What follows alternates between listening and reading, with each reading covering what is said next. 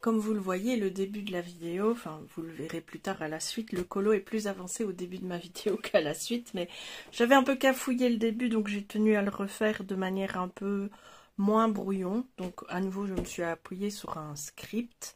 Donc cette vidéo va parler entre autres d'art-thérapie.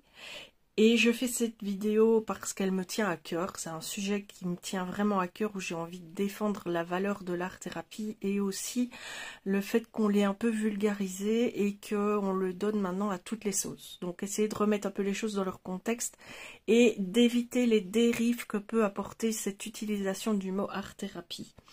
Alors, dans cette vidéo, je ne porte absolument aucun jugement. Chacun pratique l'art-thérapie comme il le souhaite et le colo comme il le souhaite. Je ne veux absolument vexer personne, ni remettre personne à sa place, ni jouer les grandes moralisatrices de base qui sait tout sur tout. C'est pas du tout le but de cette vidéo. Je veux juste vous partager une vision personnelle et aussi un ressenti, une perception que j'ai pu ressentir à travers ce que j'ai pu entendre, qui me chagrine parfois un petit peu. Dans le genre de phrase au fil de conversation, quand on dit « Oh, toi, je t'admire parce que dans tes colos, tu te prends pas la tête, c'est vraiment freestyle, tu pratiques à fond l'art-thérapie. » Ou alors « Oh, mais non, mais les aplats au feutre, tout simplement, les mandalas, les pages papier peint et tout, c'est pas pour moi. Moi, j'ai besoin de me challenger, je pratique pas l'art-thérapie. » Alors, je me vexe pas quand on me dit ça, mais j'ai envie de dire attention, parce que quand on dit ce genre de choses, moi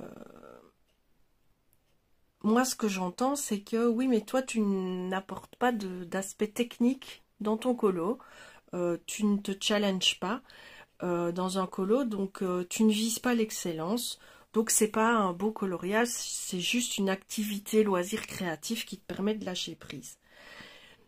Et c'est comme quand on vous donne une petite tape sur l'épaule en sport. Vous voyez, moi j'étais typiquement ce genre de fille où j'essayais de me donner à fond quand on faisait les sports d'équipe pour pas faire perdre mon équipe.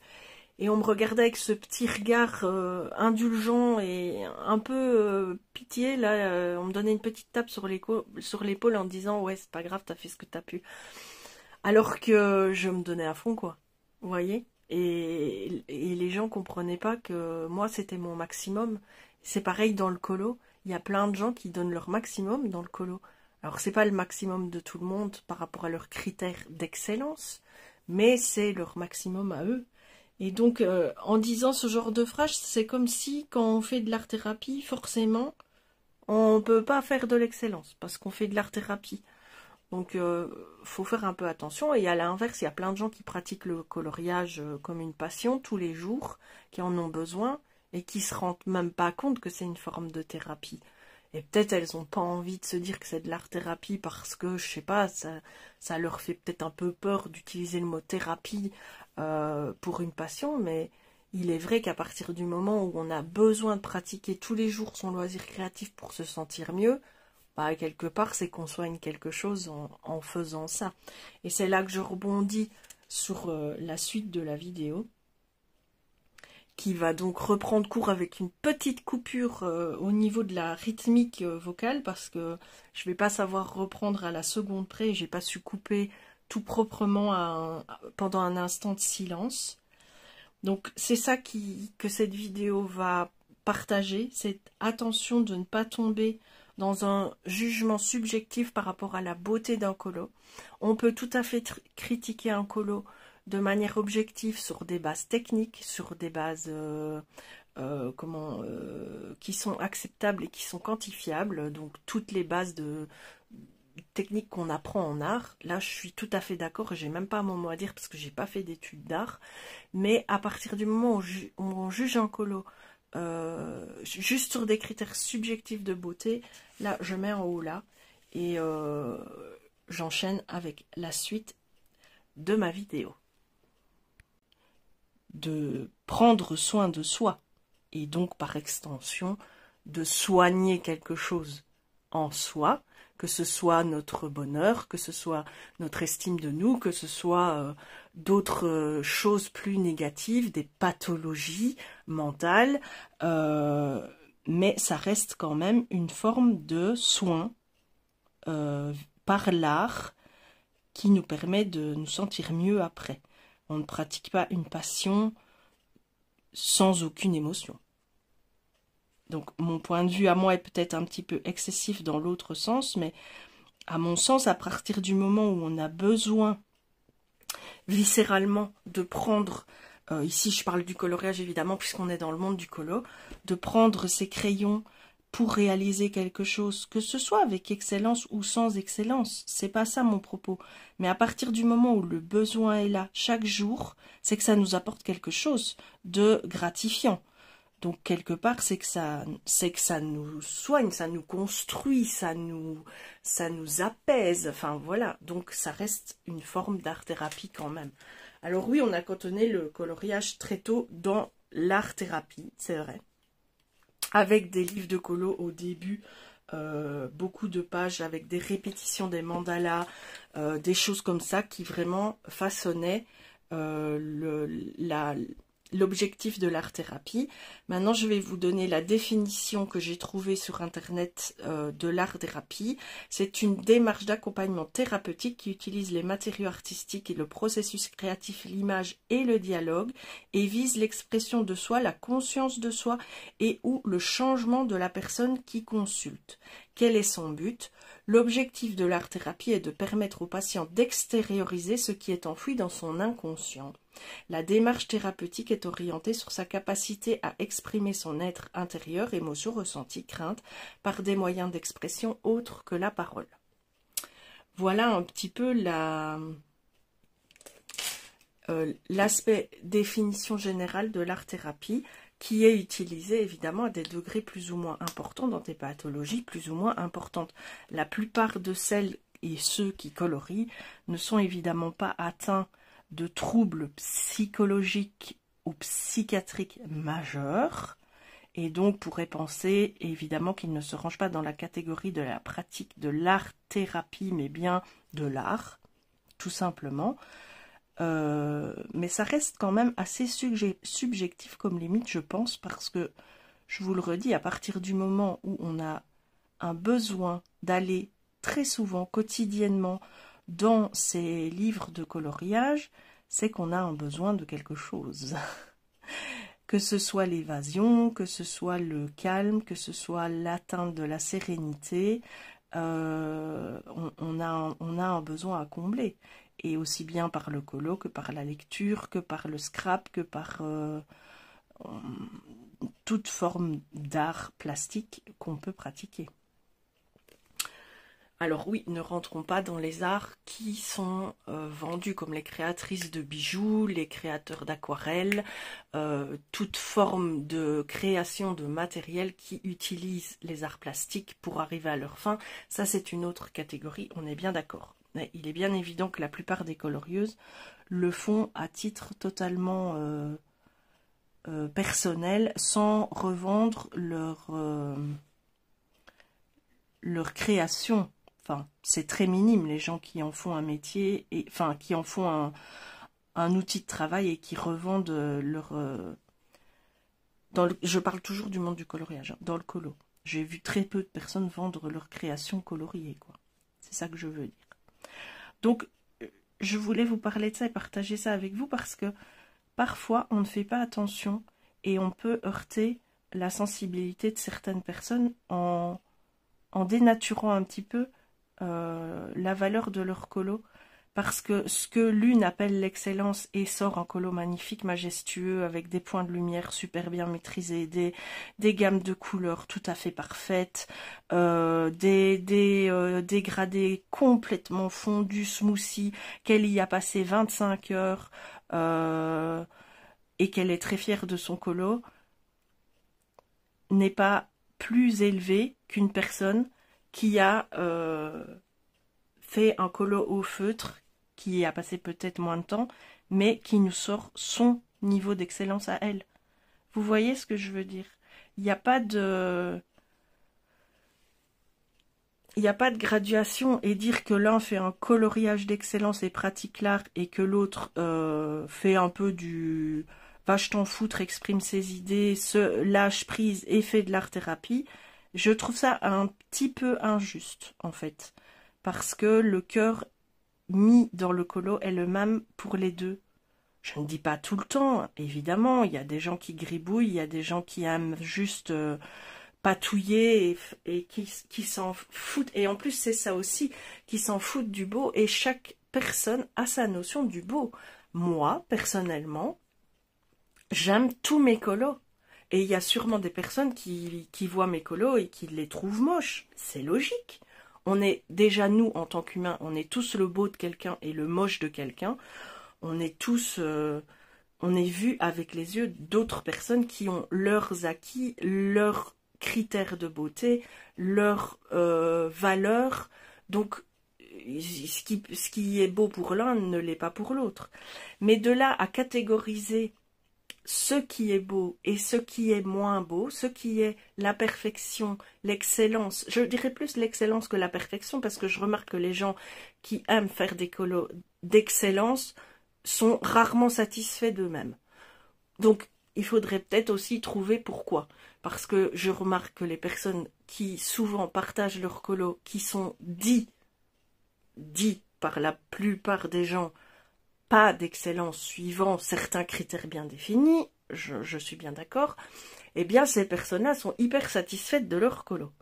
Donc, cherchez l'erreur. À partir du moment où on se veut être une personne qui fait des colos d'excellence en y mettant beaucoup de pratique, beaucoup de rigueur, beaucoup de technique et tout ça, et qui au final nous dit « Oh, mon colo est moche, je suis déçu parce que j'ai pas réussi à faire ceci, cela », faudrait peut-être se demander si le problème n'est pas dans notre vision et qu'on ne confond pas excellence et perfection. La perfection n'existant pas, à mon niveau. Elle n'existe pas, la perfection. Parce qu'il y aura toujours des aléas, des choses extérieures qui vont venir perturber cette perfection. La température extérieure sur les médias, un média peinture ne sera pas du tout le même à 12 degrés qu'à 30 degrés pendant la canicule. Il ne se comportera pas de la même façon, vous n'obtiendrez pas le même résultat. Un crayon... ne se comportera pas pareil non plus s'il est bien pigmenté ou moins pigmenté. Un papier est différent d'un autre papier et une mise en pratique de l'excellence sur un papier ne donnera rien sur un autre papier. Il y a tellement de facteurs facteurs extérieurs pour perturber ce but à atteindre de perfection que il y aura toujours de la frustration à ce niveau-là. Maintenant, mon discours ne veut pas dire que l'excellence est ennuyeuse ou que les gens qui se prennent la tête pour colorier, ils perdent leur temps, ils perdent leur vie et franchement c'est nul. Non, pas du tout. Parce que chacun se cherche et chacun trouve son plaisir là où il est. Et si certaines personnes ont besoin d'évoluer tout le temps, de se challenger tout le temps, de monter tout le temps leurs limites, et que c'est ça qui, attention, tant que ça leur fait du bien, c'est ça qui leur fait du bien, c'est parfait. Mais ça ne veut pas dire que ceux qui n'ont pas envie de faire ça sont moins évaluables, sont moins encourageables, sont moins... comment est-ce que c'est ce mot? Je vais essayer de le trouver. Non, je ne le retrouve pas, le mot. Enfin, ont moins droit à la reconnaissance, quoi. Vous voyez? C'est ça, c'est là-dessus que je veux faire attention, que je veux attirer l'attention.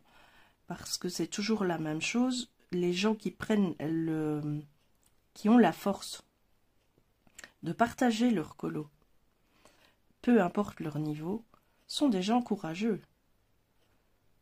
Vu certains coloriages et certains niveaux de colorieuse, Moi, au début, je me disais, je vais pas mettre tous mes colos parce que mes colos, pour moi, sont bien, mais dans la sphère du colo, ils sont bas de gamme, quoi. Et puis finalement, je m'en fiche parce qu'il y a autant de colos qu'il y a de colorieuses, quoi. Et moi, mon but, c'est de partager à mon niveau et d'encourager peut-être celles qui estiment qu'elles font des colos qui ne sont pas montrables, pas qu'on ne partage pas ou qui ont très peur aussi, parce que ça joue, qui ont très peur de recevoir des commentaires négatifs par rapport à leur colo, quoi. Et du coup, elles ne postent pas leur colo de peur d'être critiquées, en fait, parce qu'elles savent bien qu'elles n'ont pas un niveau dit, je vais le dire souvent, hein, ce mot-là, même si c'est un mot qui m'agace beaucoup, dit d'excellence. Voilà, c'était un peu un point de vue que j'avais envie de partager à chaud.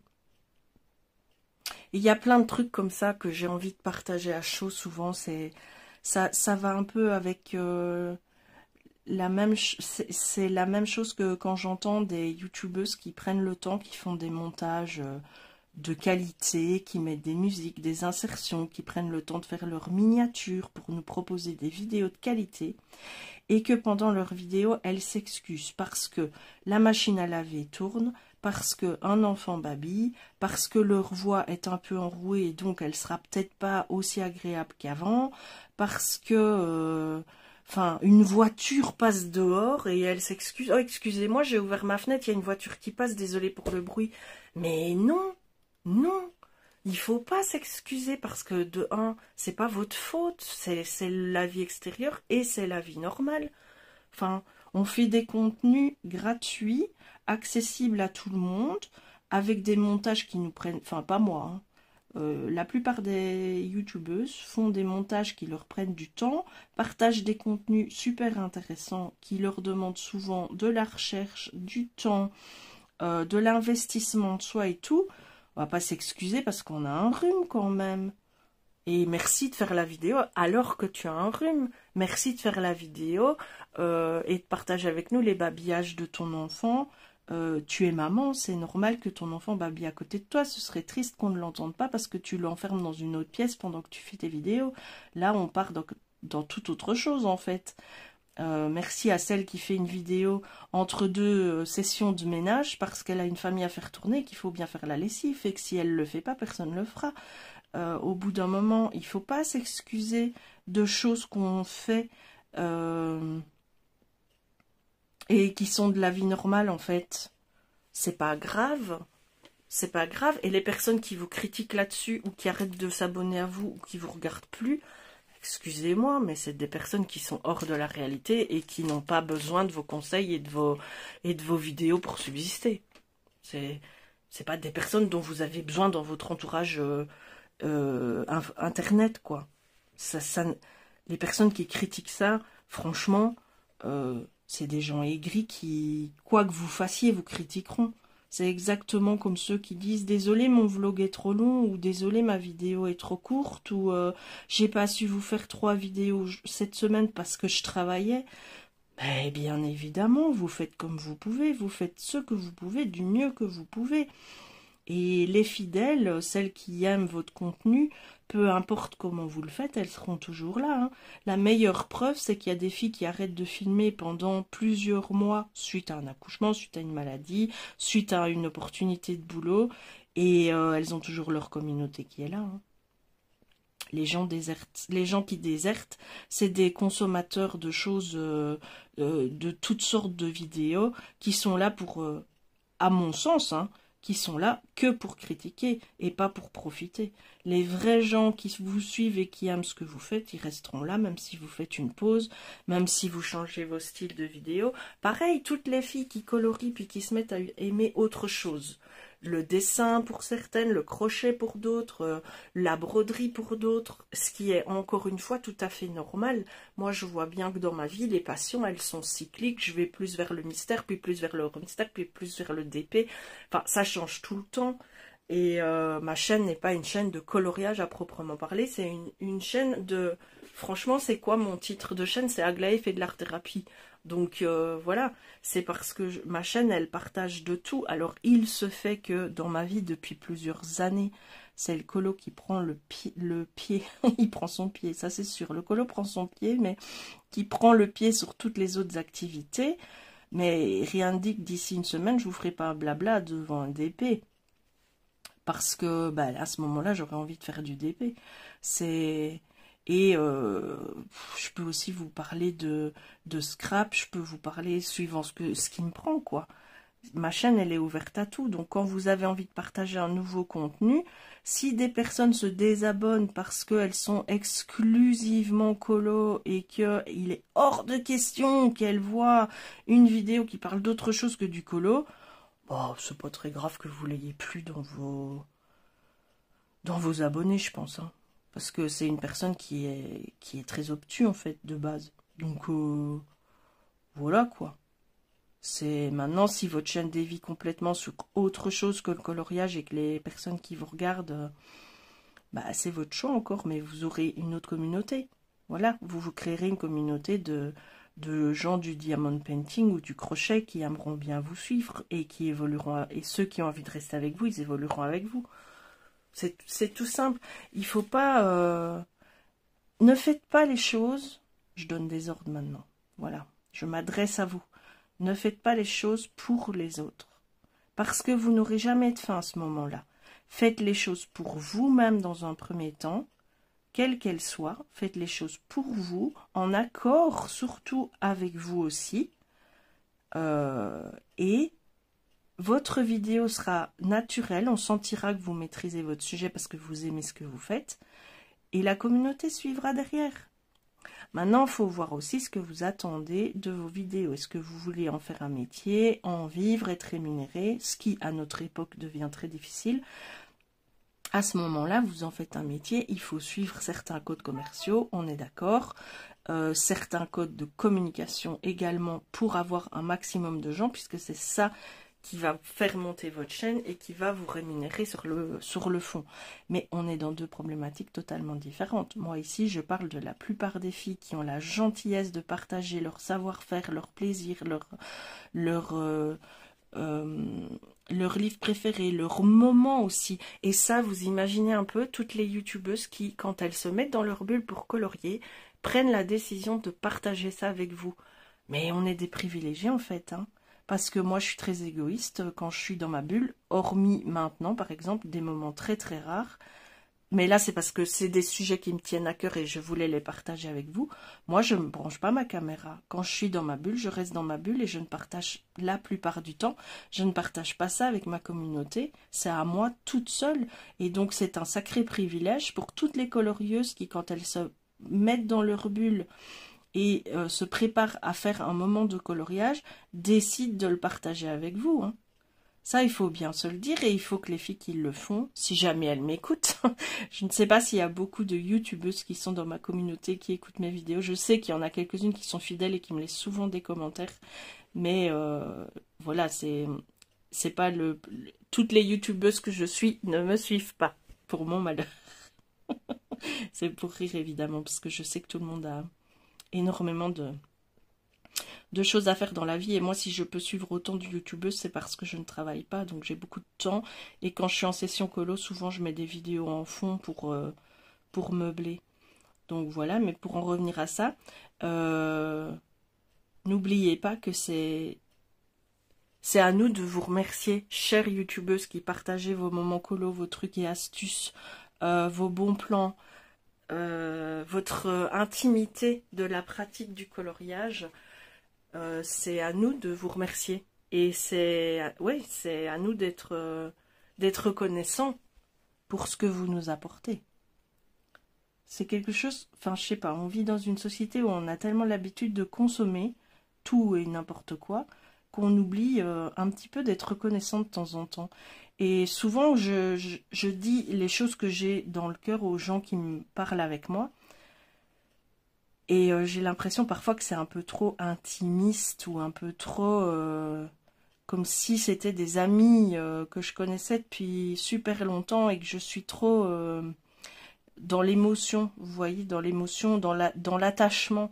Mais c'est vraiment ce que je ressens au plus profond de moi et j'aimerais tellement que, et surtout les femmes que je côtoie sur les réseaux, donc forcément le plus sur YouTube, se libèrent un petit peu de toutes leurs croyances et de toutes les obligations qu'elles se mettent sur le dos pour profiter, quoi. Parce que c'est fou, notre culture, on se met des obligations, mais du coup, on a tellement l'habitude de devoir se mettre des obligations qu'on s'en met même dans nos pratiques de loisirs créatifs et d'art-thérapie. Alors que c'est censé être le moment où on lâche prise et où on se vide la tête pour juste se fondre dans ce qu'on fait et profiter du moment et se remplir la tête d'images, de couleurs, d'imaginaire, d'onirique, de poésie, tout ça. Mais non, on se met des contraintes et c'est pour ça que je dis tout le temps, faites ce que vous avez envie de faire dans la vie et faites-le avec plaisir. C'est ma phrase de fin, c'est une phrase que j'ai décidé d'utiliser comme un mantra. Et si je le fais, c'est parce que je sais très très bien que la plupart des gens font les choses, ce qu'ils ont envie de faire, mais n'arrivent pas à se libérer de leur charge mentale, de la liste de courses, de ce qu'ils vont devoir faire après quand ils auront lâché le colo, de « Oh mais je fais du colo, mais punaise j'aurais pu trier l'armoire des gosses parce que les vêtements trop petits, il faut vraiment que je gère ça. Oh oui mais je fais du DP, mais bon sang à côté de ça, je vois bien, il faut que je change la litière du chat. » Non, si vous prenez un quart d'heure pour faire le DP, profitez du moment que vous décidez de faire le DP. La litière du chat, elle peut attendre un quart d'heure et les vêtements trop petits qu'il faut trier dans la garde-robe, ça peut aussi attendre la fin de votre activité. C'est pas grave en soi. Maintenant, je ne dis pas non plus que quand vous coloriez, il ne faut pas vous lever de votre chaise pour aller travailler parce que c'est l'heure d'aller au bureau. On est bien d'accord, il faut savoir trouver la limite. Mais je veux dire, quand vous avez un moment pour vous, que vous décidez, en plus c'est ça le truc, c'est quand vous décidez de prendre un moment pour vous en loisir créatif ou en art-thérapie, lâchez le reste, le temps que vous fassiez votre activité. Lâchez le reste, faites-vous plaisir, profitez-en. Et vous verrez qu'à force, vous serez moins fatigué de toutes les petites choses qu'on a à faire. Hein. Beaucoup disent le tunnel entre 16 et 20, là, quand on a des enfants. Ben, vous serez moins fatigué parce que vous ne vous serez pas épuisé mentalement pendant que vous faisiez votre colo à penser à d'autres choses. Et vous serez plus forte pour assumer les contraintes de la vie. Il faut jouer le jeu, il faut le faire. Je ne dis pas ça sans connaissance de cause. Hein. Je suis maman de 6 enfants que j'ai élevés longtemps toute seule. Enfin, 4 que j'ai élevés longtemps toute seule. Et puis j'ai épousé mon second mari qui m'a ramené 2 magnifiques petites filles qui ont participé à la vie de famille et que forcément j'ai élevé et j'ai maintenu, j'avais un travail à temps plein, je faisais tourner la maison et tout ça. Et longtemps, je n'ai pas eu de loisirs créatifs, d'activités à côté de ça, parce que à chaque fois que je faisais une activité, c'était pour quelque chose. Par exemple, je me suis mis à la couture pour faire un calendrier de l'Avent pour mes enfants. Je me suis mise au tricot pour leur faire des écharpes. Après, j'ai voulu explorer tout ce qui est nail art. Mais évidemment, ayant 5 filles, je passais mon dimanche à faire les nail art sur mes filles. Et c'était plus une activité pour moi. Donc j'ai abandonné. Après, il y a eu aussi le potager. J'ai fait pendant 3-4 ans un potager. Mais c'était de nouveau plus pour la famille que pour moi, même si j'ai adoré cette période-là. Et au final, j'ai découvert d'abord le scrap et puis le colo. Alors le scrap, j'ai failli tomber dedans aussi parce que quand j'ai commencé à faire du scrap, plein de copines m'ont demandé de faire les albums de leur enfant. J'ai commencé par dire oui. J'en ai fait 1 ou 2 et puis j'ai dit stop. Non. Parce que je perdais le plaisir. Il y avait la contrainte qui s'était rajoutée et je perdais le plaisir de faire mon loisir créatif. Et depuis que je fais du colo, bah là c'est 100% liberté, aucune contrainte. Je ne dois de compte à personne, je ne dois rendre à personne. Je profite et bon, je n'ai plus d'enfants à la maison. J'ai par la force des choses ma vie totalement libre de toute contrainte sociale et professionnelle. Bon, je paye un prix derrière, mais bon, il est vrai que j'ai tout mon temps pour moi et que je peux être libre de faire ce que je veux à longueur de journée. C'est vrai, c'est vrai. Je ne vais pas le nier, même si je vis avec la maladie et que c'est elle qui contrôle ma vie et mes temps libres plus qu'autre chose. Mais il est vrai que je suis chez moi toute la journée et que je fais comme je veux, ce que je veux, quand je veux. Ça, je ne peux pas dire le contraire. Donc c'est un peu facile de vous dire à vous, jeune maman de plusieurs enfants, parfois des enfants qui ont des problèmes de santé. Je pense à plusieurs colocopines qui sont du coup contraintes de suivre pas mal de rendez-vous. Donc c'est facile de vous dire, faites ce que vous avez envie de faire et prenez du plaisir et déculpabilisez. J'en ai bien conscience, mais même un quart d'heure, c'est essentiel. Voilà. Je pense que c'est à peu près tout ce que je voulais dire. À nouveau, je ne veux heurter personne, choquer personne. Je reconnais l'excellence. Je me souviens qu'un jour, dans une vidéo, il y a quelques mois, Clio Colo avait dit oui, je comprends bien que les gens ont besoin de lâcher prise, de faire du colo pour le simple fait de mettre en couleur sans se mettre de pression et tout, mais moi, c'est pas ma cam. Moi, je veux aller plus loin, je veux me challenger, je veux réussir mes colos. Et c'est ça mon plaisir. Mais évidemment, il ne faut pas tout amalgamer et tout confondre. Il faut trouver le plaisir là où il est et chacune à sa façon. Là où je mets un petit warning, un petit attention, c'est que il ne faut pas faire d'amalgame entre le fait de pratiquer l'art-thérapie et le fait de décréter. C'est ça en fait qui pose problème, c'est décréter que tel colo est beau, excellent, très bien réalisé, machin et tout, et que tel autre, sous prétexte qu'il ne rentre pas dans ces mêmes critères émis par des gens, et c'est juste de l'art-thérapie. Voilà, c'est là que je mets le bémol, tout en, de nouveau, je pourrais discuter pendant des heures, parce que c'est vrai que, comment, on peut pas dire d'un colo... d'un enfant de 5 ans, enfin si, pour moi si en fait. Je vais me contredire dans ce que je dis parce que j'y crois pas. Pour moi, tout ce qui est fait avec le cœur et tout ce qui est fait où on fait de son mieux est beau. Je ne peux pas le dire autrement. Et donc pour moi, oui, un colo qui suit des techniques style Barbara Color, style Clanadia, que j'admire énormément. Elle, c'est vraiment des niveaux d'excellence plus.